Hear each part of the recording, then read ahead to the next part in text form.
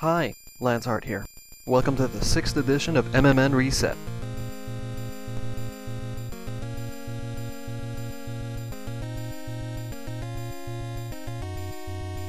From the United States, Canada, and Japan they came.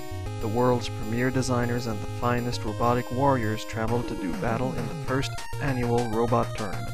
But what began as a game suddenly took a terrifying twist. On the eve of the Grand Championship, the sponsor of the event announced that the entire tournament was just an elaborate scheme to get his hands on the world's most powerful robots.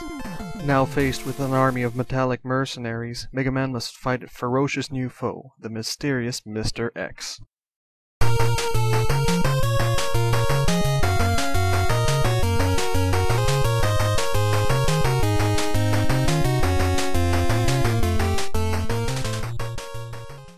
The last true NES game of the series, Mega Man 6 is often seen as a last-ditch effort to capitalize on the original series, especially when the newest one, Mega Man X, was just around the corner. However, this doesn't mean the game isn't without merit. I still maintain that it's one of the few games that offer the most bang for your buck.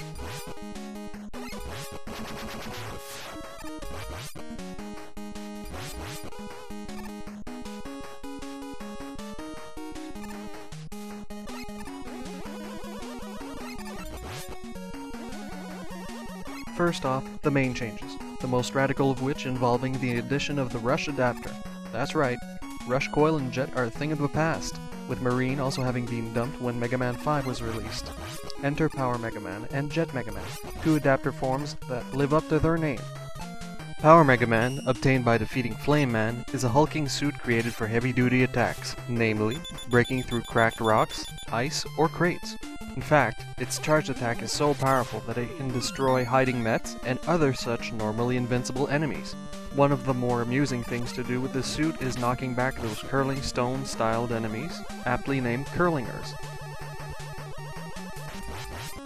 Jet Mega Man, obtained by defeating Plant Man, was built with high-flying acrobatics in mind. While its use time is extremely limited compared to Rush Jet, it can serve as a safety net for people who aren't the best at judging long jumps. What's more, it's often the only way players can access many of the alternate routes and stages.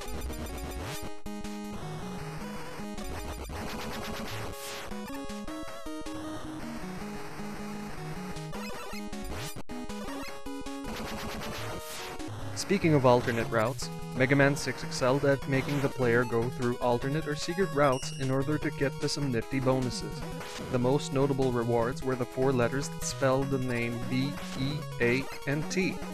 These same letters go on to reactivate Beat, who retains very little of the original appeal he had in Mega Man 5.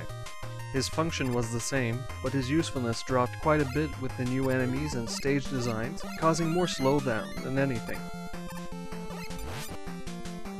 The last addition was the Energy Balancer.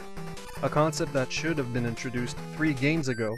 The balancer would allow you to recharge your special weapons even though you're not using any or your current one is full. While it's mostly a convenience rather than an enhancement, its introduction would soon become a standard feature in the Mega Man X series.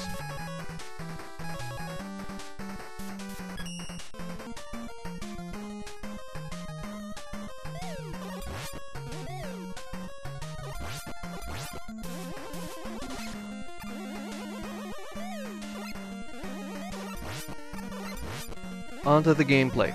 While there was a lot of new stuff added to the game, very little of it was actually used for completing stages, with the exception of the Jet Mega Man adapter.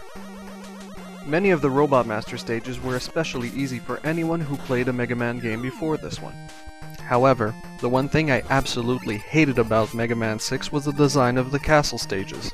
With a heavy emphasis on spiked ceilings and navigating spiked gauntlets, I was half expecting the final battle to be a wall of spikes running at you, as some sort of sick joke on Capcom's part. The relative blandness of each level's design was also a concern of Inafune's, who countered it in his own way. With 6 feeling like somewhat of a stalemate, it was made with a bit of uniqueness. Like the designs, they made them with the characteristics of various nations. The most notable rewards were the 4 letters that spelled the name B, E, A, and T. These same letters go on to reactivate Beat, who retains very little of the original appeal he had in Mega Man 5. His function was the same, but his usefulness dropped quite a bit with the new enemies and stage designs, causing more slowdown than anything. The last addition was the following a theme of coming to the world stage, and it was interesting.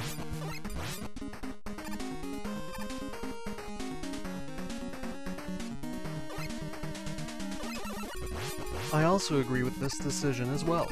With Wily hellbent on taking over the world, the lack of actual locations you could culturally identify was somewhat strange.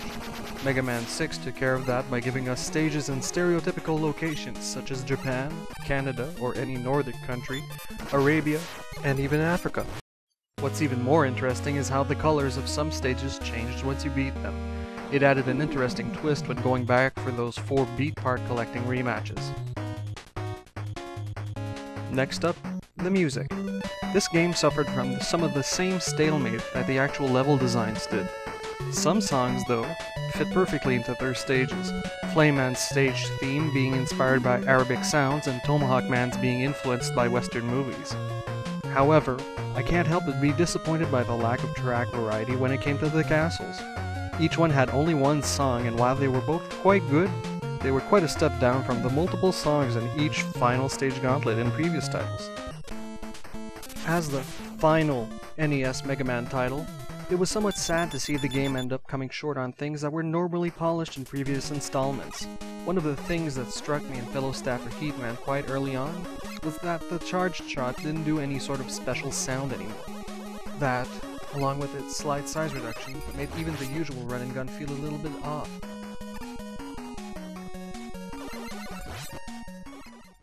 Mega Man 6 also retains the title for being the first and only original series game to accept Robot Master entries from outside of Japan. In a joint effort with Nintendo Power in America, a contest was held to find 2 of the robots for the game. The winners, Daniel Valley and Michael Leader, created Nightman and Windman respectively. Inafune also had a little bit to say about the foreign designs, with them being naturally different from what he was used to. He found it quite interesting to work with them. Well, that's all folks. Next week on MMN Reset, the evolution begins. The Blue Bomber goes 16-bit in Mega Man 7.